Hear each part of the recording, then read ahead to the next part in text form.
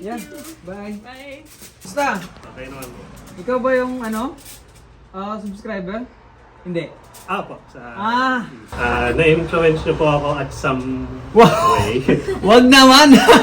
Di po Ano ako po, influencer. Ah. Papasama po sa vlog. Oo! Kasama kita sa vlog.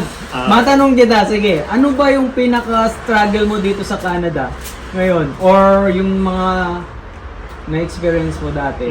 Well, honestly, nahihiya po. May gusto po akong kwento sa inyo, kaso Sige lang. ang magiging ano po kasi is parang nahihiya po kung makapasama sa vlog. So, bale, 1 year mahigit na po kami dito. Oo. Ah, Bago lang yun, ha? Pero prior coming here, since kayo lang po yung isa sa Vancouver vlogger. Ako ba? Isa po na alam ko, and with I can say quality, yung Oh, parang, hindi naman. Eh, tingnan mo, phone lang gamit ko. Oh. pero I mean, YouTube-wise, kayo po may, I guess, in one way or another, na-influence po kayo ni Casey. Yes! Yes. Actually, siya talaga ang nag-inspire sa akin mag-vlogging. As in, sa kanya ko lang nakita yung pag-vlog eh. Kasi barko ako, di ba?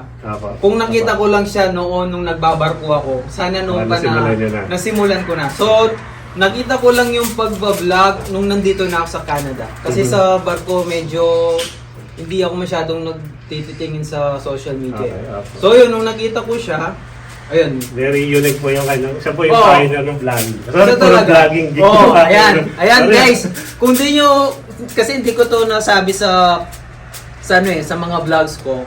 Ang talagang nag-inspire sa akin mag-vlog is Casey Neistat. So, next po, influencer.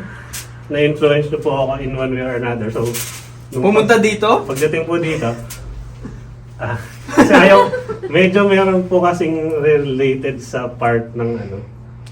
Ewan ko, pwede nyo po siguro ikwento na lang. Oh, Hindi sige, ako sige. kasama yung mukha ko. Oh, So, sige, may sige, side sige. time. Camera siya. So, camera side. So, ganito po. Nasa pest control po ako. Pest Nakapag-pest control po pala. Saan? Sa kaibigan niyo pa. Sa kaibigan. Bilao. Anong kaibigan? Red. I mean, Orkin. downtown. Nag-Orkin ka? Oh, Dahil po sa inyo yan. alam, Diyos ko po. Opo. Oh. I mean, bali, dumating po, wala pang license. Siyempre, bago. So, kung familiar kayo sa K-Bro, yung naglalaban ng linens ng hospitals, hotels, etc. Hindi, pero yeah. Basta K-Bro Linens Warehouse, then, nung din yung time ata po na nag-upload kayo ng related na bagong lipat kayo sa Orkin. Ay, sorry, sa event. Oo. Yung mga siguro. So, doon mo ako nakita nun? Doon ako nagka-idea mag-apply sa pest control. Ala, Diyos ko po. Oh, So, sige. nung nagka-license po ako, kasi bago, napapad. Sige. Actually, meron pang kwento yun, kung maalala po ako. Pero sige, mamaya ako nagkikwento. So, ang next is, nag-apply ako and everything was straightforward. Nag-license ako, nag-try ako mag-apply. In less than a month, nakatanggap po ako. Wow, mabilis lang. I mean, very too good to be true. Oo. At totoo po lahat ng sinabi nyo na nandun yung medyo naka-log tayo. Oo. Dahil Sa Orlando, sa parang most likely yung business model ni Evil and ni Orkin is Same lang. similar lang. Pero gaya nung sabi nyo, well, hindi pest control is for everyone. Oo, hindi. So, Okay. yun na yung... So, hindi ka hindi mo siya diniretso. Hindi ko diniretso. Actually, hindi lang ikaw. Meron din akong kakilala dahil sa akin, nag-pest control Aha. siya. Yun yung maano, di ba? Yung, Aha. actually, dalawa sila eh. Ah. Kaya guys, kasi maraming may message sa akin, gusto nila mag-pest control. Lalo na, kasi pinakita ko kung ano yung trabaho ko. Guys, syempre, merong behind the scene. Talagang minsan, hindi mo talaga, anong tawag dito? Basta para mapapaisip ka na lang, sana hindi na lang to yung trabaho ko. Parang ganun. Siguro ganun din yung naranasan mo. Oh, may times kasing ganun eh. Oh. Especially, I don't know kung willing mong i-share. Merong sa business model kasi, alam niyo naman. Oo. Yung, sabi niyo kasi, gets ko yun nung first 2 weeks, chill. Oh, chill. Then, sa end of month, doon magbabanatan. Oo, magbabanatan. So, siguro ang magiging term ko na lang is siguro burnout, Oh. anything, ganun. Oh, okay. So, maybe, para pasimple na lang natin, is not for me. Oo. But- Hindi, maintindihan ko naman talaga yeah. yun. Actually, ako rin naman, pag minsan nafe-feel ko rin yun na parang burnout din. Lalo na pag end of the month. Mhm. Di ba? Lalo na ngayon, 1 week na lang. Medyo, Ayun nga. Oo. Oo. So, I mean, ang tayo sa amin dati is 30-30. Ako kung sinasabi din sa inyo. Yung tatapusin na para sa end of month, chill ka na. Pero, Hindi mo rin siya magagawang ganun talaga eh. especially first few months, Oo. napapaka pa. Ako sa downtown kasi ako napa-assign. Very, Ay, Ano? naintindihan ko yan. very, Ay. Ang kagandahan kasi, dun sa rota ko, maganda siya. So, talagang nagustuhan ko. Hanggang, ayan, nasanay na lang. Kaya okay na ako. Kasi guys, yung sa downtown, madugo dun. Bukas nasa downtown ako. publish eh. Ayaw mong pa-publish, i-blur kita. Well, to be honest, ayaw ko sana. O sige, okay lang. I mean, yung I-blur na mukha lang ko. kita. Oh. Pero at some point, yun nga, hindi naman may something din ako sa pag-vlog. Pero ang dating din is hindi pa ako mapag-start. Kahit hindi, start mo lang talaga. Yun nga. Kahit naman ako ngayon, parang I mean, ano pa rin eh. Parang feeling ko nag-start pa rin ako hanggang ngayon. Pero yung pagdi-daily vlogs no, with, I can say advanced editing, yung mayroong cinematography. Wala Ikaw na nga ngayon eh. Actually, ikaw di ba yung- ngayon nagde-daily ako? ah, Hindi ko siya magawa. Kasi hindi, medyo ano ako eh.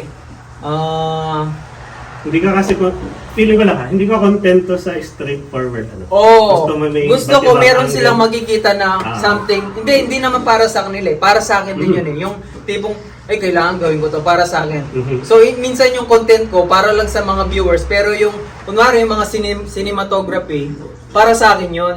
Yung kasi hindi naman lahat gusto nila yung cinematography. naman. Gusto nila straightforward lang, 'di ba? Ay, daming palabok ganun. Pero kasi, Yun yung part na para sa akin. and ano kasi yun, dala ni Casey kasi. Parang totoo. yun yung, at least, on my part, viewer din ako nyo, subscriber. Siya yung parang, siya yung standard ng vlogging. Oo, siya talaga. Pero syempre, yung sa mga market minsan, yung sa Buhay Canada, yung iba gusto, to be honest, sa napapansin ko lang, kwentuhan. Imagine mo iba, kwento lang, pero Kwentuhan daming lang. views. Mm. Pero, Okay na Yun, yun. Kasi oo. alam ko maraming views yung iba, 'di ba? Ang ano ko naman kasi, kaya nasasama ko yung mga kaibigan ko, pamilya ko. Siyempre in 5 years, 10 years, siguro sa akin wala na 'yan. Yung babalikan mo na lang. Yung kumbaga watchable sila para sa iyo din. Yung babalikan mo sila panoorin. Yun yung para sa akin din eh. naman. Oo. Kaya, so, yun. So, yan, sorry, napahaba na yun. Hindi, okay na okay. Maraming salamat. Ayan. May gusto ko tayong magkwentuhan. Pag minsan, pero, pasyal ka dito, puntahan kita, ganun. Wala na akong problema eh. Ano lang tayo dito, di ba? Hindi naman. Oh. May opening pa ba sa ito, di ba? Hindi, gusto mo? Hindi, I mean, Gusto mo ba bumalik? Hindi ko alam. Ngayon, sa work ko ngayon is dahil bago pa lang ako din. Sa amin kasi mas mataas yung ano. Saan ka ngayon? Sa kanila. Honestly, medyo You don't mind? influence mo din eh. Saan? Accounting? Hindi. Amazon. Amazon! Wow! Kuya talagang ano eh. Pero ayun. Nga pala, yung tanong ko sa'yo, ano yung pinaka Sorry. struggle mo dito? Struggle? Naging struggle mo sa Canada. Kayong mag-asawa. Wala, paghanap ng work. Yun yung pinaka Bilang newcomers, kung walang referral, medyo. sa una. Pero hindi, nung after kasi noon, hindi na ako nahirapan. Nagtuloy-tuloy na yung paglipat okay. ko. Oh. And ang parang tingin kong sikreto doon is driver's license. Oo. Totoo yun. Number 1 So, talaga. Pag may driver's license ka, parang makakagalaw ka. Diba? Mabubus ng kaunti yung ano. And hindi ka na nandun sa spectrum ng minimum wage. Oo. Though mataas na yung minimum wage dito. Pero siyempre, cost of living. Kami, nasa room lang I mean, laneway house. So far, so good na. Okay. And nice. ang Nice nagpa-boost to hear that. noon is, may kay-credit ko sa'yo. Yun yung ano doon. Huwag I mean, naman. kung hindi mo- Parang hindi naniyang ka- naman ako kasi ako gusto ko lang gumawa ng mga videos tapos Grabe, may, Well, may na-inspire. totoo. Kung hindi ka nag-vlog ng tungkol doon, hindi ko malalaman yan.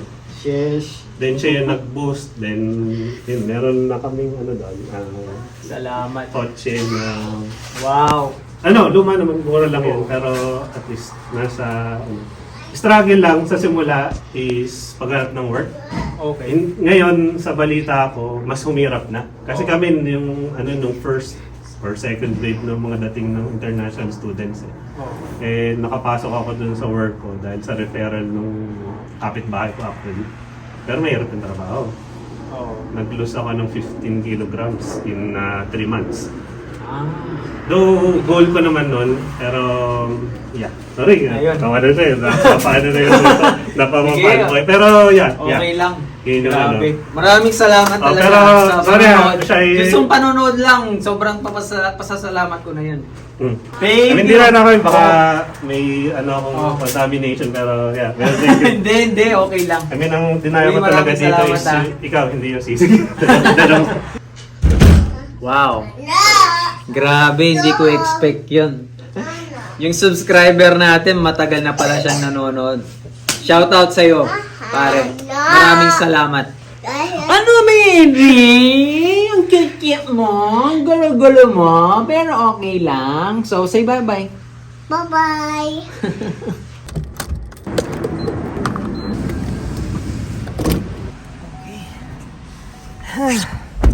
Naggas na ako ngayong gabi para bukas. Kasi marami tayong gagawin. Talagang hindi pa rin ako makapaniwala sa kaibigan nating dumating kanina na bumili ng sisig. Maraming salamat sa iyo, kaibigan. Kasi hindi ko expect kaya natatakot talaga ako pag namimit ko yung mga nanonood sa akin. Parang hindi ko alam kung ano sasabihin ko, hindi ko alam anong gagawin ko. Kaya kanina medyo ako medyo nahihiya ba. Mahihiyain ako, guys.